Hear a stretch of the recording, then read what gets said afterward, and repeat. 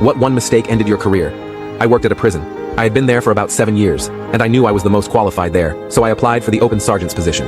I got it, which is where this story starts. As a sergeant, it was my job to do investigations and document the findings whenever an inmate alleged his life was in danger.